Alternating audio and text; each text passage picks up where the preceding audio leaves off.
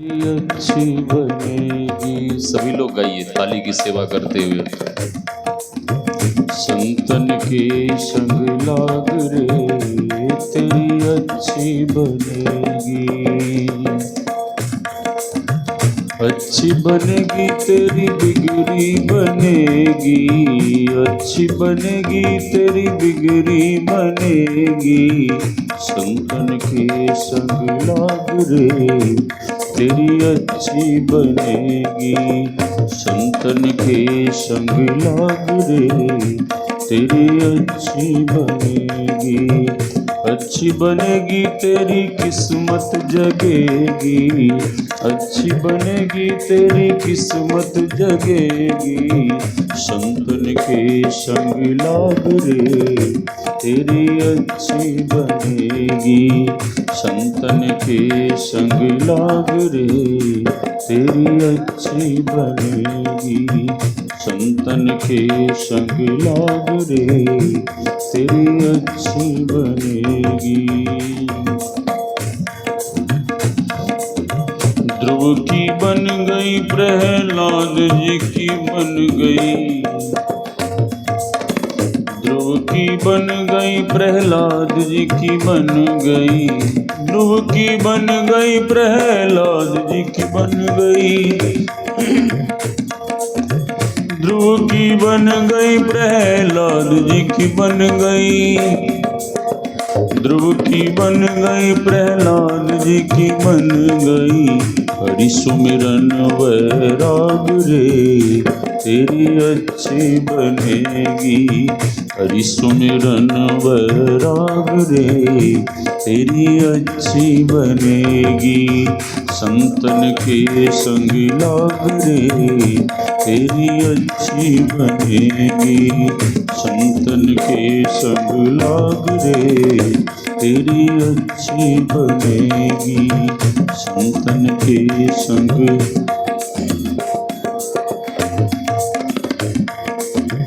कागा से तोए हंस करेंगे। कागा से तोए हंस करेंगे। हंस करेंगे हंस करेंगे। हंस करेंगे हंस करेंगे। कागा से तोए हंस करेंगे। कागा से तोए हंस करेंगे। मिट जाए उर को दाग रे तेरी अच्छी बनेगी। मिट जाए उर को दाग रे तेरी अच्छी बनेगी। संतन के संग लाग रे तेरी अच्छी बनेगी। संतन के संग लाग रे तेरी अच्छी बनेगी। मोह निशा में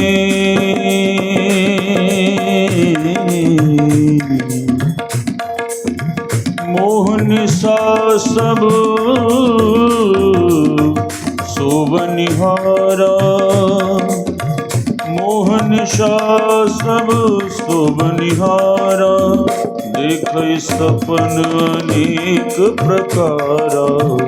देख सपन अनेक प्रकारा। मोह निशा में बहुत दिन सोए। मोह निशा में बहुत दिन सोए। अब जाग सके तो जाग रे तेरी अच्छी बनेगी। अब जाग सके तो जाग रे तेरी अच्छी बनेगी। संतन के संग लाग रे तेरी अच्छी बनेगी। संतन के संग लाग रे तेरी अच्छी बनेगी। संतन के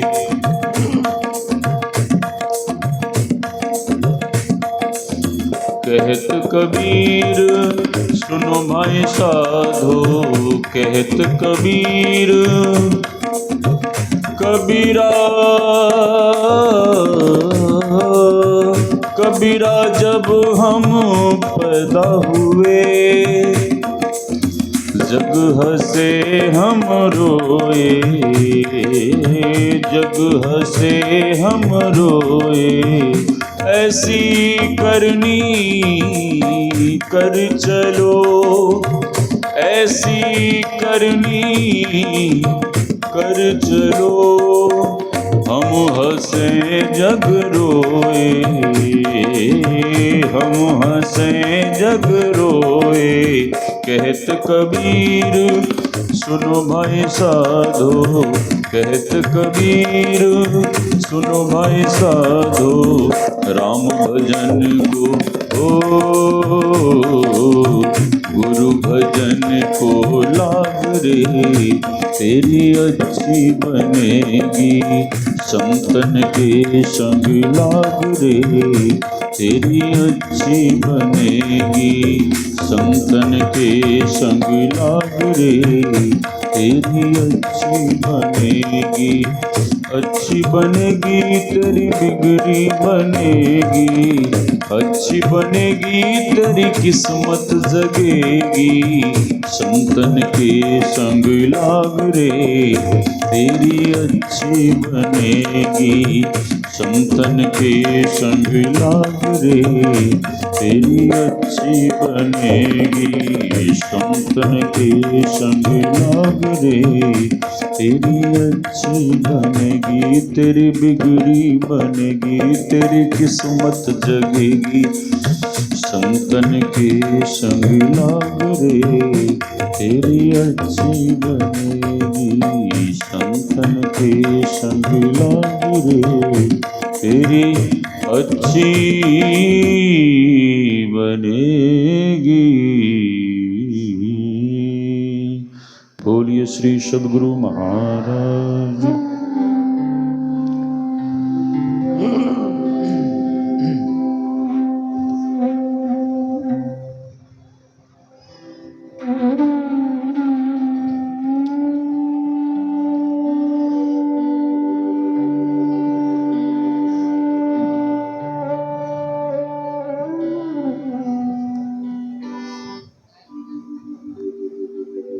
देयं सदा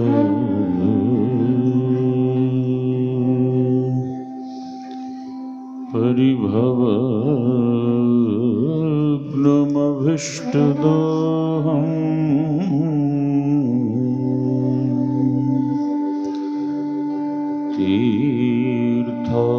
तीर्थास्पदं शिवविरञ्चे नूतं शरण्यं मृत्यार्तिहं प्रणतपालभवाब्धिपोतम्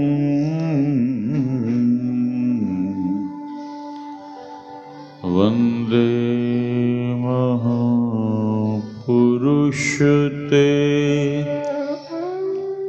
चरणारविन्दम्।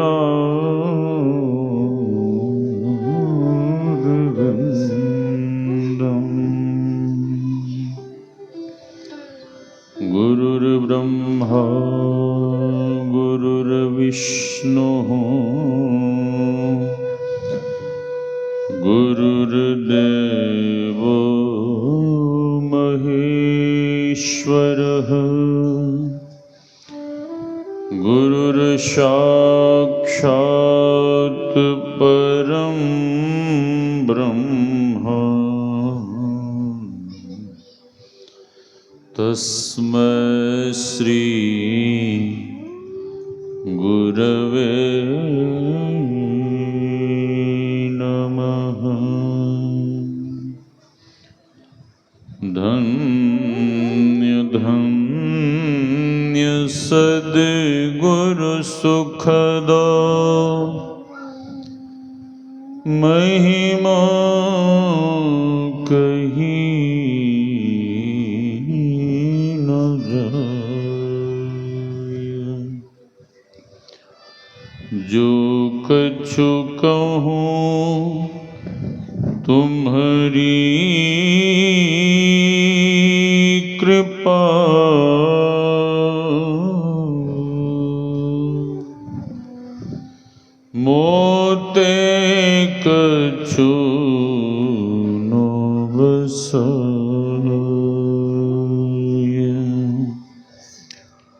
मेरा मुझ में कुछ नहीं, जो कुछ है गुरु तो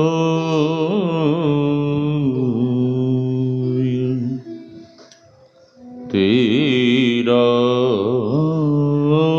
तुझको सौंपता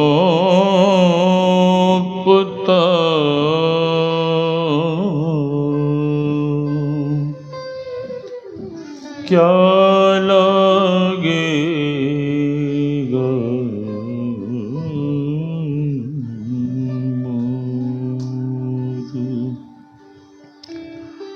तेरा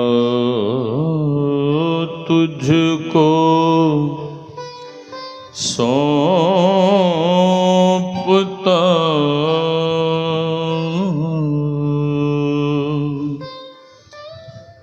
क्या लगेगा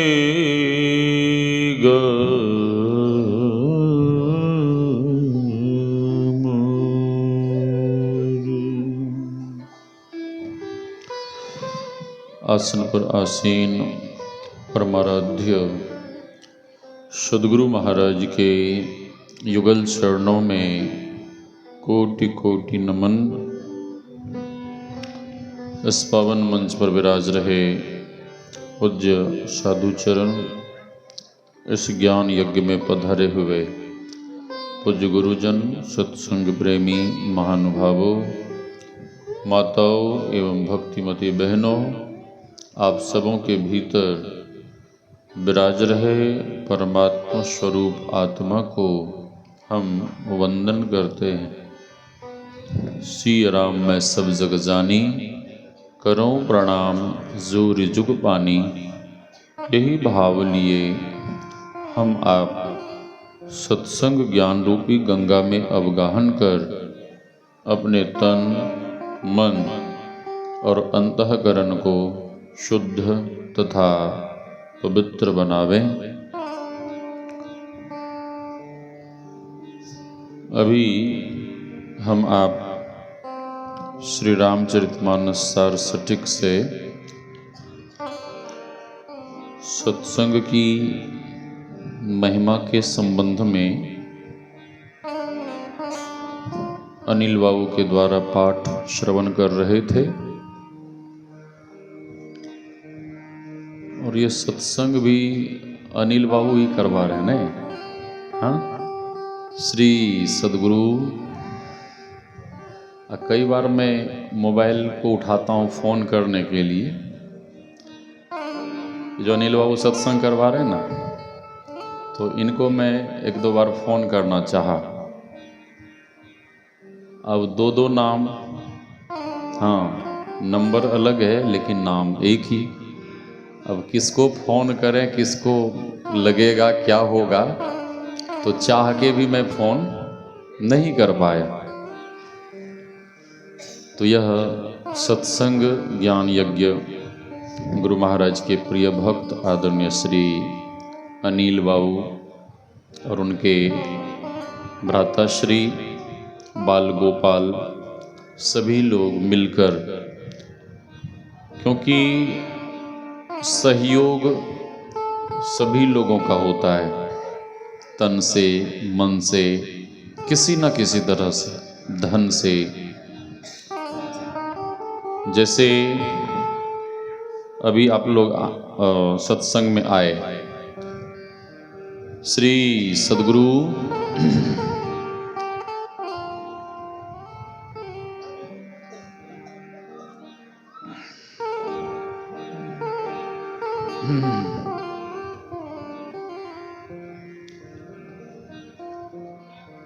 महात्मा लोग आ गए और आप लोग नहीं आते, तो महात्मा लोग किसको सुनाते, किसको सुनाते? आप लोग भी तो सेवा ही दे रहे हैं, अपने लिए दे रहे हैं या अनिल बाबू के लिए दे रहे हैं। जैसे भी जो भी आप कर रहे हैं, ये सेवा है, सहयोग है, और सभी लोगों के सहयोग से ही ज्ञान यज्ञ संपन्न होता है। किसी न किसी तरह का सहयोग हर किसी का होता है। तो हम आप सुन रहे थे, सुनी समुझही जन मुदित मन, मज्जही अति क्या अनुराग। एक होता है राग और दूसरा होता है अनुराग। राग संसार के लिए, संसारी लोगों के प्रति, लेकिन अनुराग परमात्मा के लिए। ठीक है। एक ग्रह होता है और दूसरा अनुग्रह होता है। ग्रह आपने सुना होगा, शनिचर ग्रह, बुध ग्रह, बृहस्पति। ठीक है। हाँ, तो लोग कहते हैं कि हमें शनि ग्रह ने पकड़ लिया, जकड़ लिया, शनि ग्रह ने हमारे ऊपर अपना प्रभाव डाल रखा है।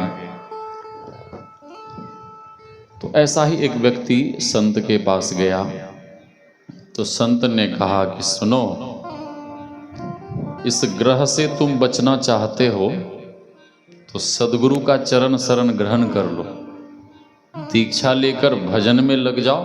हाँ, और जिनके ऊपर सद्गुरु का अनुग्रह हो जाता है, जिनके ऊपर सद्गुरु की कृपा हो जाती है, उनका ये शनिचर ग्रह कुछ नहीं बिगाड़ सकता। गुरुदेव के अनुग्रह के सामने ग्रह किसी का कुछ नहीं बिगाड़ सकता।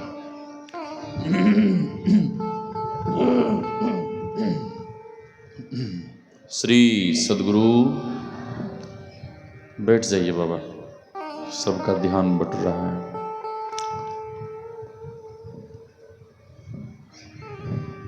हम आप सुन रहे थे, सुनी समझही जन मुदित मन। मुदित, मुदित क्या है? प्रसन्न, आनंद मन से। ठीक है। श्रद्धावंत होकर। बाबा तुलसी कहते हैं सत्संग सुनो, लेकिन होता क्या है? होता क्या है? लोग सत्संग में तो आ जाते हैं, लेकिन मनुआ बाबू को घर में छोड़ आते हैं। मन इधर उधर बाल गोपाल में लगा रहता है और श्रोता पता नहीं चलने देते हैं। एक श्रोता होता है, एक सोता होता है, एक श्रोता होता है। हाँ, इस विषय पर बाद में। सबसे उत्तम श्रोता वह है जो सत्संग में आकर बिल्कुल सजग होकर, शांत चित्त, मन को एकाग्र कर, आनंद मन से श्रद्धावंत होकर सत्संग सुनता है। क्योंकि भगवान कहते हैं, श्रद्धावान लभते ज्ञानम। जो श्रद्धावंत होते हैं उन्हें ही ज्ञान लाभ होता है, जो श्रद्धावंत होते हैं। और जिनके भीतर श्रद्धा नहीं है, कोई कहता है अरे ये बाबा जी जो सुना रहे हैं ना, ये सब हम जानते हैं पहले से।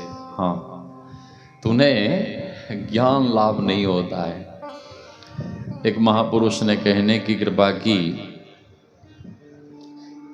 उन्होंने पूछा किसी महात्मा से कि भगवान किन्हें मिलते हैं। तो महात्मा ने कहा कि महाराज आप बताओ, आप ज्ञानी हो, आप ही बताओ, मुझे नहीं पता कि भगवान किन्हें मिलते हैं। तो संत ने कहा कि जिन्हें अपने अज्ञान का ज्ञान हो गया है, जिन्हें अपने अज्ञान का ज्ञान हो गया है। संत ने कहा कि जिन्हें अपने में अज्ञान दिखता है और जिन्हें गुरुदेव में ज्ञान दिखता है। मेरे माइक की आवाज कम करो छोटू। श्री सद्गुरु जिन्हें अपने में अज्ञान दिखता है और जिन्हें गुरुदेव में ज्ञान दिखता है, उन्हीं को जगत में भगवान दिखता है, उन्हीं को जगत में भगवान दिखता है। तो श्रद्धावान लभते ज्ञानम तत्परः संयतेन्द्रियः ज्ञानम लब्ध्वा पराम शांतिम मचिरेनाधिगच्छति। श्रद्धावंत होकर सत्संग सुनना चाहिए। मैं कह रहा था कि लोग आते हैं लेकिन अपने ख्यालों को, मन को इधर उधर ले जाते हैं और पता नहीं चलने देते हैं कि हम नहीं सुन रहे हैं। हाँ, पता नहीं लगने देते हैं, पता नहीं चलने देते हैं। एक लड़की शहर की रहने वाली थी और उसकी शादी गांव में, कस्बानुमा गांव में शादी हो गई। बहुत दिनों तक ससुराल में रही। मैके जाने का वक्त आया तो उसका पति कहता है कि मैं भी तुम्हारे साथ चलूँगा। कहाँ? ससुराल। कुछ दिन उधर रहूँगा। हाँ, कुछ दिन उधर रहूँगा, भोज खाऊंगा, फिर आ जाऊँगा। तो उसकी पत्नी कहती ठीक है, तू भी चल। तैयार हुई। वो ब्रीफकेस में कपड़े कुपड़े, बॉक्स में भी बहुत सारा सामान सर पे लोड किया। दूल्हा बाबू निकल पड़ा, शहर पहुंचा ससुराल। पत्नी मन में विचार करती है, भोजन बने, क्या बने? दाल चावल। अरे ये तो रोज बनता है। हाँ, रोटी सब्जी रोज। कुछ बढ़िया अलग आइटम बनना चाहिए। तो लड़की निश्चय करती है कि चकाचक मालपुआ बने, खीर बने, साग बने, सब्जी हलवा ये वो बनाने लगी। इतने में ही वहाँ पास पड़ोस की माताएं बहनें आ गईं और माताएं बहनें पूछने लगी कि अरे बहन, हाँ अरे बेटी, तेरा ससुराल कैसा है? अब माताओं बहनों की आदत होती है, ससुराल में रहेगी तो मैके की प्रशंसा और मैके में रहेगी तो ससुराल की प्रशंसा। ऐसा स्वभाव होता है, ऐसा नेचर। हाँ, वो लड़की कहने लगी कि मेरा ससुराल तो स्वर्ग जैसा है। माताओं बहनों को प्रसन्नता हुई। तेरे सास ससुर कैसे हैं? वो लड़की कहती है कि मेरे सास ससुर तो भगवान जैसे हैं। वाह! माताओं बहनों ने पूछा कि ये तेरा जो दूल्हा है ये कैसा है? तुझे मानता है कि नहीं मानता है? तुम्हारा ख्याल रखता है कि नहीं रखता है? तो लड़की छुपा ली, लड़की झूठ बोल गई। लड़की कहती है कि ये तो बड़े ही समझदार हैं, बड़े ही बुद्धिमान हैं, बड़े ही योग्य हैं। हाँ, बड़े ही योग्य हैं। तो माताएं बहनें बहुत खुश हुई कि ससुराल अच्छा मिल गया, सास ससुर अच्छे मिल गए, सब कुछ बढ़िया मिल गया और दूल्हा भी समझ बूझ वाला मिल गया, बुद्धिमान मिल गया। तो इससे बढ़िया और क्या होगा? हाँ, तो वो लड़की इतने में भोजन बना के तैयार कर दी। भोजन परोसकर दूल्हा के सामने थाल रख देती है। और दूल्हा के सामने जैसे ही थाल रखती है तो उसके दूल्हा ने क्या देखा? घरे इतनी छोटी छोटी क्या पूरी। हाँ, इसके टुकड़े क्यों किए जाएं? इतनी छोटी छोटी, ये तो एक ही बार में सीधा अंदर जाएगा। हाँ, अब वो दूल्हा बाबू ने क्या किया, एक पूरी के ऊपर साग रखे, सब्जी रखे, हलवा रखे, खीर रखे और उसको लपेट के एक ही बार सीधे मुख में डाले। हाँ, प्रेम से खाए पाए। अब वहां जो माँ बहनें थी वो जोर जोर से हंसने लगी कि ये क्या हो रहा है, ये क्या हो रहा है। अभी कोई हंसी मजाक विनोद का समय तो है नहीं। ये हमारी माँ बहनें हंस क्यों रही हैं, तो उसकी दृष्टि गई, दुल्हन की दृष्टि गई चूल्हे के तरफ, पतिदेव के तरफ। तो लड़की देखती क्या है, अरे राम राम, एक बार में सीधे एक एक पूरी खाई जा रहा है। तो दुल्हन अपने पतिदेव से इशारा करती है, करे गोबर गणेश जी महाराज अरे मूर्ख कहीं का, कम से कम एक पूरी के 2 टुकड़े करके तो खा। हाँ, इशारा कर रही है। पति ने देखा कि मेरी पत्नी कुछ इशारा कर रही है, कुछ कह रही है, तो उसके पति ने अंदाजा लगाया कि मेरी पत्नी कह रही है कि बहुत दूर देहात से थके मारे आए हो पैदल, एक एक पूरी के खाने से तुम्हारी थकान दूर होने वाली नहीं है। उसकी पत्नी कह रही थी कि 2 टुकड़े करके तो कम से कम खा। हाँ, एक के 2 टुकड़े करके खा। तो उसके पति ने अंदाजा लगाया कि मेरी पत्नी मुझसे कितना प्रेम करती है और वो कह रही है कि दूर देहात से थके मारे आए हो, एक एक पूरी के खाने से तुम्हारी थकान दूर होने वाली नहीं है, कम से कम एक एक बार में 2-2 पूरी खाओ। अब उसका दूल्हा एक पूरी के ऊपर साग रखे, सब्जी रखे, हलवा रखे, खीर सब कुछ रखे और दूसरी पूरी से ढके, जैसे आलू पराठा नहीं बनाते हैं, हाँ, और दोनों हाथों से उठाए और 2-2 पूरी एक बार में खाए। वहाँ की माताएं बहनें फिर जोर जोर से हंसने लगी। दुल्हन की दृष्टि गई कि अब क्या हो रहा है।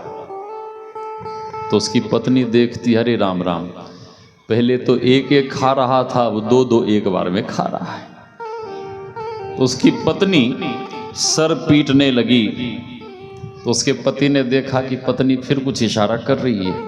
हाँ, तो उसके पति ने अंदाजा लगाया कि मेरी पत्नी कह रही हैं कि ये पूरी बड़े ही पूजनीय हैं, कम से कम इन्हें प्रणाम करके तो खा, प्रणाम करके खा। अब एक पूरी के ऊपर साग सब्जी खीर हलवा रखे और दूसरी पूरी से ढके और पहले दोनों हाथ जोड़कर उन पूरियों को प्रणाम करें और उठाकर माथे से सटाए और 2-2 पूरी एक बार में खाए।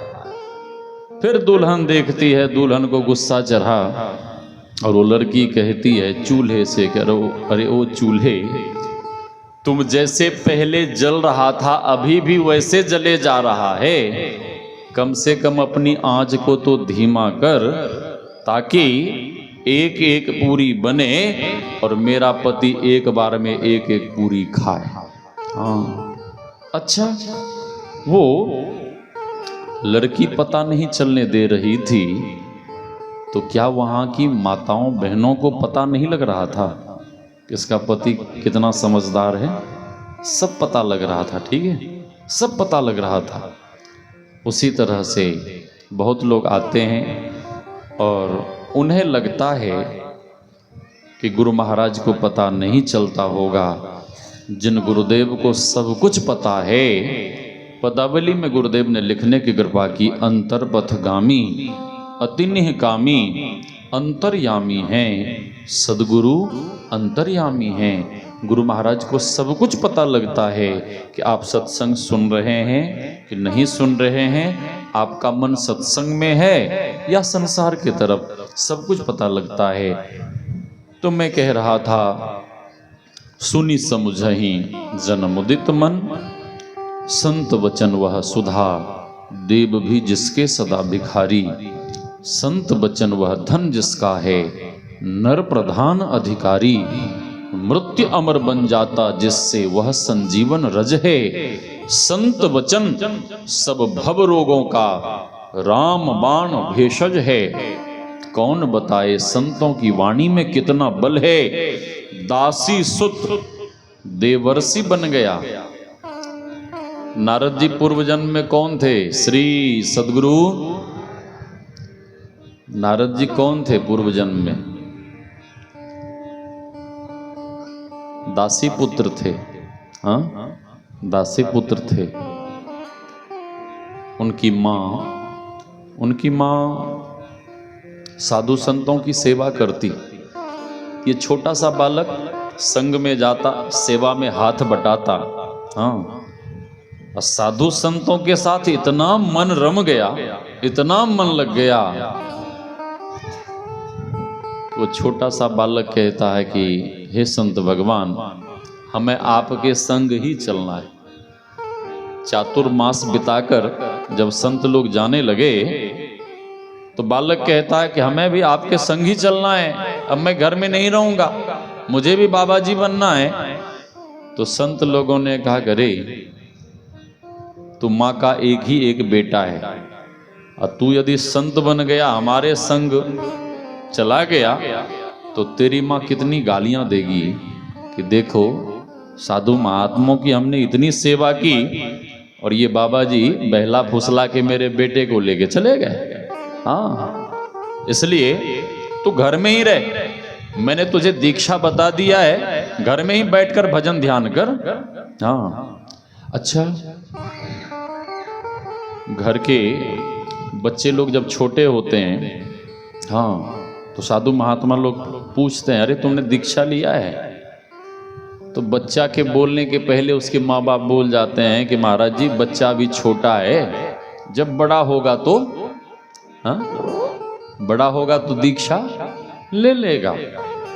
लेकिन जब बड़ा होता है तो गुटखा पुड़िया खाना शुरू कर देता है, और गुटखा पुड़िया के साथ साथ दारू भी पीना शुरू कर देता है। हाँ, तब माँ बाप अपना सर पीटता है कि मैंने संत लोगों की बात नहीं मानी, दीक्षा दिला देता तो बंधन में रहता और बिगड़ता नहीं। हाँ, बिगड़ता नहीं। रह गया माँ के संग, लेकिन उसी दिन से बालक माँ से, भगवान से प्रार्थना करता कि हे प्रभु, मातृबंधन से हमें किसी भी तरह से मुक्ति दिला दो, किसी तरह से मुक्ति दिला दो। नित्य भगवान से प्रार्थना करता।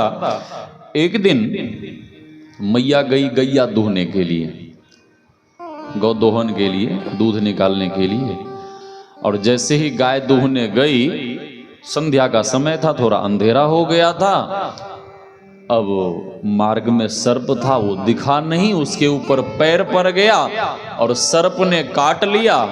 मैया उसी समय मर गई। हाँ, किसी ने जाके कहा कि बालक तेरी मैया मर गई। हाँ, तेरी मैया मर गई। जैसे ही बालक ने सुना कि मेरी मैया मर गई, भीतर से बहुत खुश हुआ, प्रसन्न हुआ कि मैया मर गई, चलो इस बंधन से मैं मुक्त हो गया।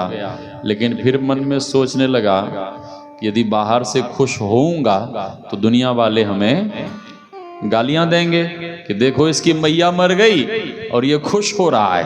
हाँ, तो भीतर से तो प्रसन्न हुआ, लेकिन बाहर से दो चार आंसू बहा लिया, रो लिया, संस्कार किया। अब वो बालक साधु संतों की खोज में निकला, साधु संतों की खोज में। अब तो साधु संत पता नहीं कहाँ चले गए। हाँ, नहीं मिले, नहीं मिले। और नहीं मिले तो नदी के किनारे एक वृक्ष के नीचे बालक बैठकर भजन करने लगा। भजन, खूब भजन किया, खूब ध्यान किया, खूब परमात्मा की आराधना उपासना की। और इतने में ही सृष्टि में प्रलय आ गया। प्रलय, अभी भी प्रलय आया है, इधर नहीं आया है, ठीक है, विदेशों में आ गया है। विदेशों में प्रलय आ गया है। हाँ, 4-5 देशों में ऐसा प्रलय हुआ है, ऐसा तांडव हुआ है कि शहर का शहर समुद्र में समा गया। हाँ, लोग होटल में खा रहे हैं, लोग घर में सो रहे हैं और सब बह गया। बिल्डिंग सहित आदमी भी बह गया, सब चला गया, सब सोए हुए हैं। सवेरा हुआ तो जो कुछ लोग बचे थे उन लोगों ने देखा, रही ये क्या हो, ये घर कहाँ गया, ये लोग कहाँ गए। श्री सद्गुरु, तो मैं कह रहा था, क्या कह रहा था, हाँ, प्रलय आ गया और नारद बालक प्रलय में ये सारे सृष्टि परमात्मा के उदर में विलीन हो जाती है। हाँ, सब कुछ समाप्त हो जाता है। उस बालक का भी शरीर छूटा, लेकिन भगवत भजन के कारण, ध्यान भजन के कारण शरीर तो छूटा, लेकिन अगला जन्म, अगले जन्म में क्या हुए? ब्रह्मा बाबा के मानस पुत्र बनकर पैदा हुए, देवर्षि नारद के रूप में। हाँ, और इतना भजन किया, इतना ध्यान किया, इतना भजन किया कि श्री हरि प्रसन्न हो गए, और श्री हरि प्रकट होकर, प्रसन्न होकर श्री हरि ने नारद जी को अपनी वीणा प्रदान कर दी कि सदैव इसी वीणा पर बजाते हुए कीर्तन भजन करो और पूरे विश्व ब्रह्मांड में विचरण करो। तो दासी सुत देवर्षि बन गया। देवर्षि कैसे बने? साधु संतों की कृपा से, साधु संतों के सानिध्य में रहे, साधु संतों के सानिध्य में बैठकर सत्संग किए, और सत्संग के ही प्रभाव से वह बालक, दासी का बेटा संत बन गया, नारद बन गया। हाँ, देवर्षि नारद बन गया। हाँ, मृत्य अमर बन जाता। मृत्य जो मरण धर्मा प्राणी है वो भी अमर बन जाता है। समस्तीपुर जानते हैं क्या? सहरसा से उधर है ना, श्री सद्गुरु खगड़िया से आगे, वहां की एक बूढ़ी माई कुप्पा घाट गई। इधर हाल फिलहाल की घटना है। उसका पोता बहुत दिनों से बीमार था, तो उस बूढ़ी माँ के मन में हुआ कि साधु महात्माओं को बुलाकर सत्संग करवाऊंगी तो सत्संग के प्रभाव से हो सकता है कि मेरा पोता स्वस्थ हो जाएगा, ठीक हो जाएगा। वो माई कार्यक्रम ली। हाँ, पांडाल बनने लगा, सब कुछ बनकर तैयार लगभग होने ही वाला था। और उसका पोता तो बहुत दिनों से बीमार था, बरसों से बीमार था, और सत्संग के 10 दिन 15 दिन पहले से उस बालक ने अन्न जल भी छोड़ दिया था। हाँ, उस बालक के मुख से आवाज भी नहीं निकलती थी, मतलब वो मरने ही वाला था। हाँ, और जब सत्संग का समय बिल्कुल नजदीक आ गया, जिस दिन सत्संग होता उसके 2-4 दिन पहले उस बालक की मौत हो गई। बूढ़ी माँ का जो पोता था ना, मौत हो गई। एक ही पोता था। अब वो बूढ़ी माँ को इतना दुख हुआ, इतना दुख हुआ कि छाती पीट पीट कर गुरु महाराज से कहने लगी कि हे गुरु महाराज, क्या यही देखने के लिए मैंने जीवन भर सत्संग भजन की थी? यही देखने के लिए मैंने आपकी पूजा आराधना की थी? हे गुरु महाराज, यदि मेरा पोता इस दुनिया में नहीं रहा, मर गया, तो मैं भी आपके सामने कसम खाती हूं, प्रतिज्ञा करती हूं कि मैं अपने पोते के साथ ही, हाँ, जलती हुई चिता में कूदकर अपना प्राण दे दूंगी। हाँ, कहती हुई गुरु महाराज के सामने बहुत रोने लगी। समाज के लोग इकट्ठे हुए। समाज के लोगों ने कहा कि माता जी, जो होना था वो तो हो गया। हाँ, सत्संग होना है, इतने दूर दूर से साधु महात्मा लोग आएंगे। जिलाधिवेशन का कार्यक्रम था, बहुत बड़ा प्रोग्राम। माता जी, अपने पोते का संस्कार कर लीजिए, तब तो सत्संग होगा। बूढ़ी माँ कहती हैं कि ठीक है, चलिए चलिए। समाज के लोगों ने वो अर्थी सजाई, जो विधि विधान होता है वो करके उस पे रखा, ले गए। माता जी के ही खेत में चिता बनी और लड़के को माता जी, श्री सदगुरु, बच्चे को बिठा लीजिए, सामने मत आने दीजिए बच्चे को। माता जी अपने उस मरे हुए पोते को गोदी में लेकर उस चिता के ऊपर चढ़ के बैठ गई। लोगों ने कहा, अरे माता जी ये क्या कर रही हो?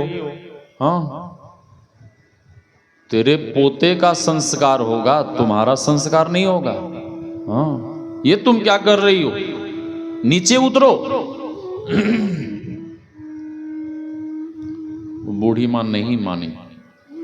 बूढ़ी माँ कहती है कि आप लोग इस चिता को अग्नि दे दीजिए, मैं बस दुनिया में नहीं रहूंगी, आप लोग सत्संग करवा लीजिए। अब मैं इस दुनिया में नहीं रहूंगी, अपने पोते के साथ ही अपना प्राण त्याग दूंगी। हाँ, लोगों ने बहुत समझाया, बहुत कहा। माता जी के लोगों ने पैर पकड़े कि माता जी ऐसा मत करो, ये अनर्थ हो जाएगा, ऐसा मत करो। वो बूढ़ी माँ नहीं मानी और बूढ़ी माँ अंत में कह दी कि आप लोग यदि इस चिता को अग्नि नहीं देंगे तो मैं स्वयं इस चिता को आग लगा लूंगी। लोगों ने कहा कि जब अपने से ये बूढ़ी माँ चिता को आग लगा लेगी, उससे बढ़िया है कि हम ही लोग चिता को अग्नि दे देते हैं मिलकर। हाँ, तो लोगों ने उस चिता में आग लगा दी। चिता धू धू कर, हाँ, अग्नि की लपटें भी उठ रही है और धुआं भी होता है ना, उसमें कच्ची लकड़ियां चली जाती हैं तो धुआं भी उठता है, शुरू में धुआं निकलता है। हाँ,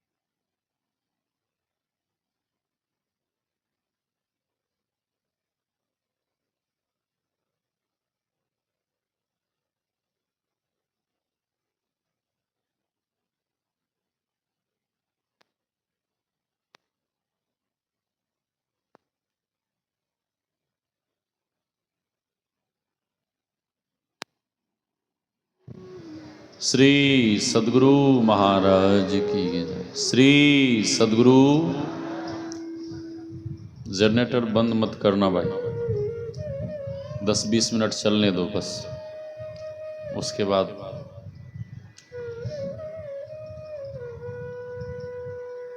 लोगों ने चिता को आग लगा दी, अग्नि की लपटें उड़ रही हैं, धुआं भी उठ रहा, और वो बूढ़ी माँ अपने पोते को गोदी में लेकर ध्यान में बैठ गई।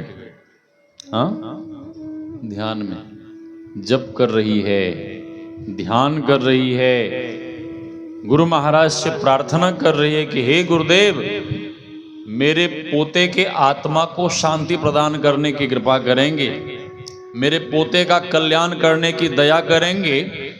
जब ध्यान करते हुए गुरु महाराज से प्रार्थना कर रही है, और गुरु महाराज ने ऐसा कल्याण किया उसके पोते का। हाँ,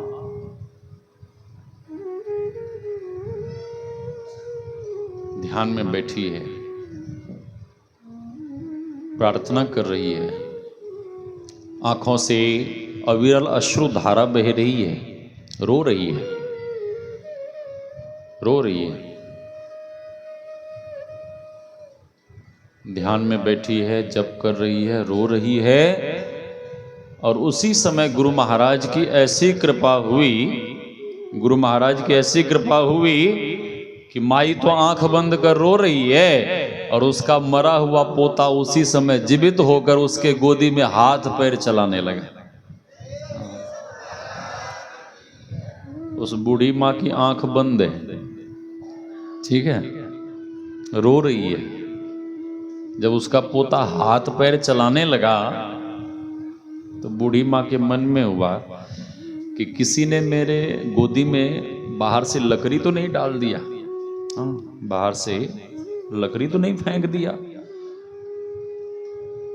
बूढ़ी माँ धीरे धीरे नेत्र खोलती हैं, और जैसे ही नेत्र खोली तो देखती क्या है कि मेरा पोता, मेरा मरा हुआ पोता जीवित होकर हाथ पैर चला रहा है। वो बूढ़ी माँ की खुशी का ठिकाना नहीं रहा, हाँ, खुशी का ठिकाना नहीं रहा।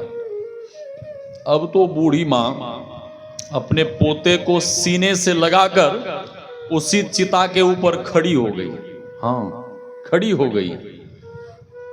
अब भीतर में इतनी प्रसन्नता कि मुंह से आवाज नहीं निकल रही है। हाँ, कई बार ऐसा होता है कि बहुत बढ़िया कोई सुखद समाचार सुना दीजिए और सुनकर लोगों का हार्ट अटैक हो जाता है, हार्ट अटैक हो जाता है। हाँ, इसलिए कोई बुरी घटना घटी हो या बहुत बड़ा कोई सुखद समाचार हो तो ऐसे डायरेक्ट किसी को मत सुनाइए। हाँ,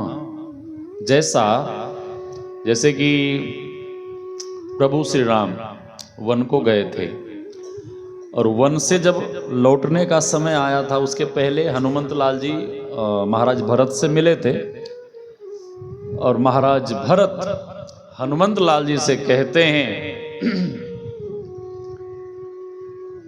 कि मेरे बड़े भैया प्रभु श्री राम से हनुमान जी कहना कि अब एक दिन का भी विलंब करेंगे, अवधि से एक दिन की भी देरी होगी, समय से एक दिन का भी प्रभु विलंब करेंगे तो आपका ये भरत अपना प्राण त्याग देगा।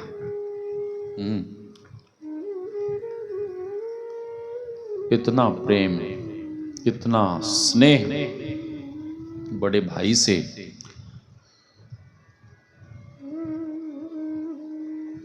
जब भगवान के आने का वक्त आया, समय आया,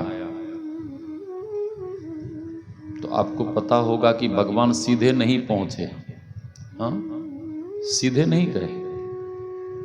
भगवान सबसे पहले हनुमंत लाल जी को भेजते हैं, क्योंकि ये सुखद समाचार, ये खुशखबरी सुनकर पता नहीं माताओं को कुछ हो जाए। हाँ, भरत जी को कुछ हो जाए, और यदि कुछ हो गया तो ठीक नहीं होगा। तो सबसे पहले हनुमान जी को भगवान भेजते हैं और हनुमान जी पहुंचकर समाचार सुनाते हैं और सभी लोग सजग हैं, सतर्क हैं, सावधान हैं। तो उसी तरह से प्रसन्नता के कारण उस बूढ़ी माँ के मुख से आवाज नहीं निकल रही है, वो केवल ऐसे ऐसे हाथ उठा के इशारा कर रही है, ऐसे हाँ इशारा कर रही है कि आग को बुझाओ, आग को बुझाओ, आग को बुझाओ। हाँ, किसी युवा ने देखा, अरे बूढ़ी माँ कुछ इशारा कर रही है, हाँ कुछ कह रही है, तो दूसरे को दिखाया, दूसरे ने कहा कि वो इशारा कर रही है, तीसरे ने देखा, अरे जिस बच्चे को हम लोग जलाने के लिए आए थे, संस्कार करने के लिए आए थे, वो बच्चा तो जीवित होकर उसकी गोदी में खेल रहा है।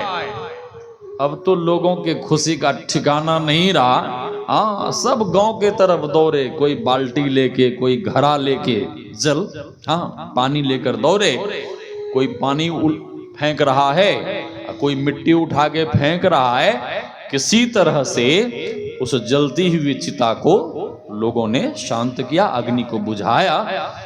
और जैसे ही अग्नि शांत हुई, वैसे ही 2-4 नवयुवक तुरंत चिता के ऊपर चढ़ गए और उस बूढ़ी माँ को और उसके पोते को चिता से नीचे उतारा। ये कोई बहुत पुरानी घटना नहीं है। कुप्पा घाट के जो भी कोई रहने वाले वहाँ महात्मा हैं, प्रवचन करने वाले, सत्संग करने वाले, उनसे आप पूछिएगा। हाँ, तो मैं कह रहा था, मृत्यु अमर बन जाता जिससे वह संजीवन रज है। मृत्यु जिनके बिल्कुल पास हो, जिनके सन्निकट मृत्यु हो, ऐसा मरण धर्मा प्राणी भी सत्संग के कारण अमर हो जाता है। ऐसा हुआ है कभी क्या? श्री सद्गुरु, वो बच्चा तो जीवित हुआ ना, अमर नहीं हुआ, वो फिर बाद में कभी न कभी मरेगा। लेकिन महापुरुष कहते हैं अमर बन जाता।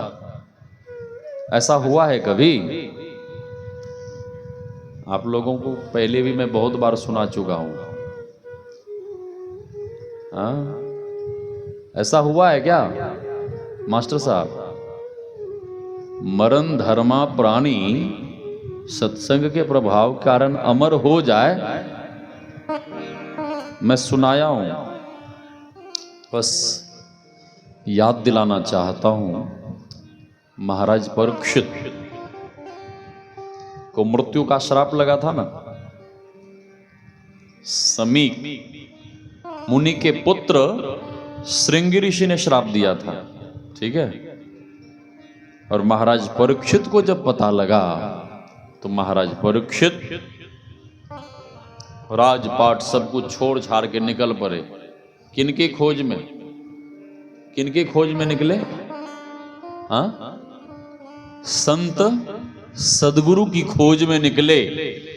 और यह कहते हुए, मेरा कोई न सहारा बिन तेरे, गुरुदेव सांवरिया मेरे। मेरा कोई न सहारा बिन तेरे, गुरुदेव सांवरिया मेरे। मेरे सारे सहारे छूट गए, गुरु तुम भी मुझसे रूठ गए। मैं तो आन पड़ा हूँ दर तेरे, गुरुदेव सांवरिया मेरे।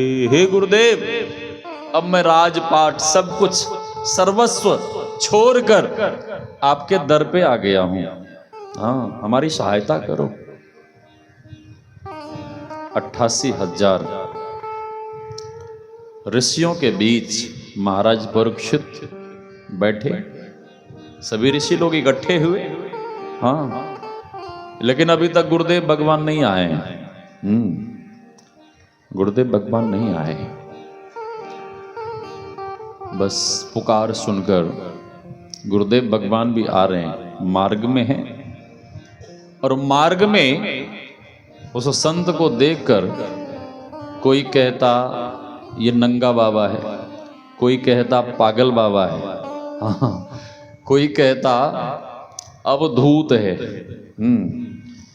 कोई कुछ कोई बात कहता, कोई पत्थर फेंकता। गांव के तमाम बच्चे लोग पीछे पड़ गए उस अवधूत संत के पीछे।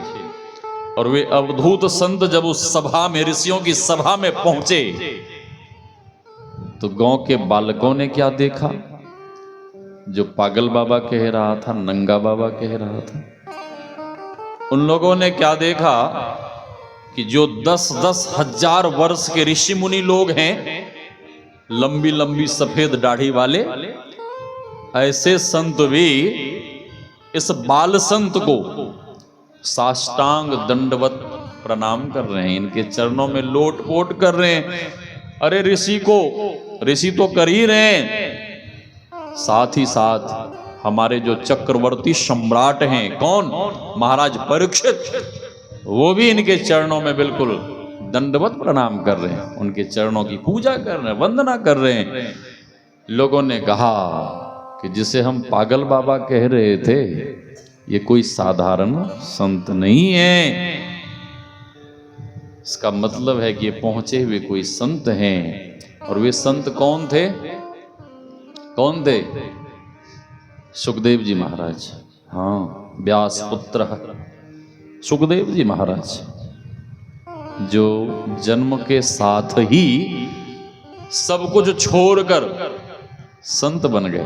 हाँ, पिता को मोह हुआ, पिता पीछे पीछे गए, पुत्र पुत्र पुत्र पुत्र कहते हुए। और सुखदेव जी महाराज ने देखा कि पिताजी हमारा पीछा कर रहे हैं, तो सुखदेव जी महाराज एक वृक्ष में समा गए। हाँ, वृक्ष में।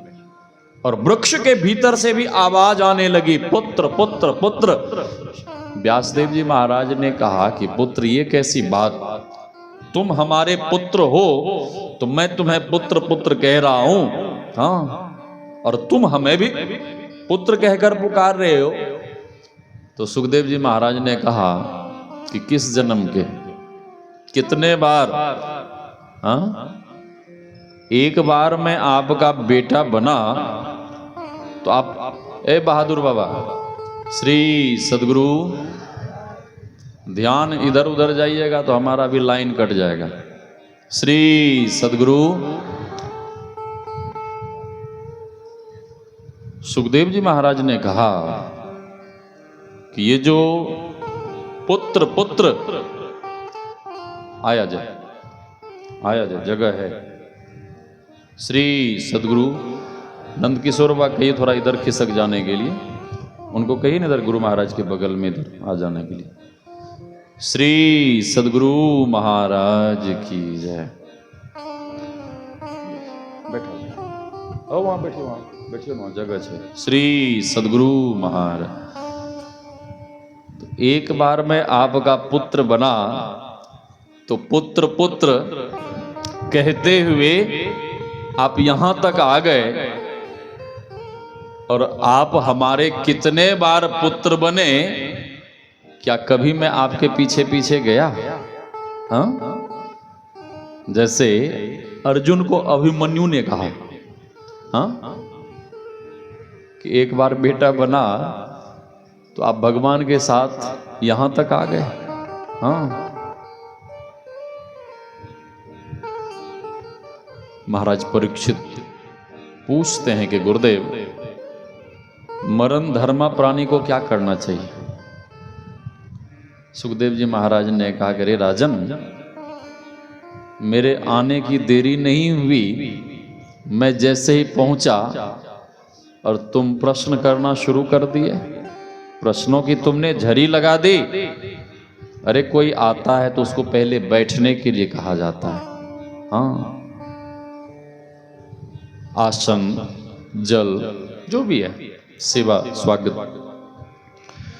महाराज परीक्षित ने कहा कि हे गुरुदेव, आपके जैसे पहुंचे हुए संत एक जगह टिकते ही कहाँ हैं। आज यहाँ है तो कल वहाँ, परसों और कहीं। और मेरे मन में जो जिज्ञासा है, प्रश्न है, वो जिज्ञासा तो धरी की धरी रह जाएगी। हाँ, तब ऋषियों ने बालूकम को, मिट्टी बालू को इकट्ठा कर एक पेड़ के नीचे ऊंचा मंच बनाया और उसी पर सुखदेव जी महाराज को विराजमान किया। हाँ, और सुखदेव जी महाराज जैसे ही उपदेश देने ही वाले थे, सत्संग शुरू करने ही वाले थे, स्वर्ग के देवी देवता लोग आ गए और प्रलोभन देने लगे कि ये सत्संग रूपी अमृत हमें पिला दीजिए और ये स्वर्ग का अमृत महाराज परीक्षित को हम लोग प्रदान करते हैं।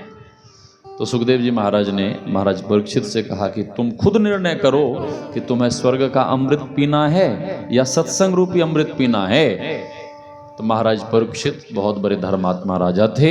उन्होंने कहा कि हे गुरुदेव भगवान, मुझे स्वर्ग का अमृत नहीं चाहिए, मुझे स्वर्ग का अमृत नहीं पीना, फिर क्या चाहिए? तो महाराज परीक्षित हाथ जोड़कर कहते हैं कि हे गुरुदेव, मुझे तो आपके मुखारबिंद से जो सत्संग रूपी अमृत मिश्रित होगा वह अमृत हमें पीना है, हमें स्वर्ग का अमृत नहीं चाहिए। देवता लोग फिर निराश होकर वहां से चले गए। सत्संग सुनाने लगे और सत्संग सुनते सुनते, परमात्मा की चर्चा सुनते सुनते ऐसा मन परमात्मा में लगा कि सुनते सुनते ही महाराज परीक्षित को भीतर में परमात्मा साक्षात्कार हो गया, भीतर में। हाँ, और परमात्मा में मन को लगाते हुए, परमात्मा का ध्यान करते हुए महाराज परीक्षित ने देह त्याग कर दिया और महाराज परीक्षित परमात्मा को जानकर परमात्मा स्वरूप ही हो गए। जानत तुमई हुई जाई। ठीक है, क्या हुआ? क्या हुआ? मृत्यु अमर बन जाता। मैं ये कह रहा था कि मरण धर्मा प्राणी भी सत्संग ध्यान कर अमर हो जाते हैं और महाराज परीक्षित अमर हो गए। उनके मरे हुए शरीर को बाद में तक्षक नाग ने दंश किया। तो ये सत्संग की महिमा है।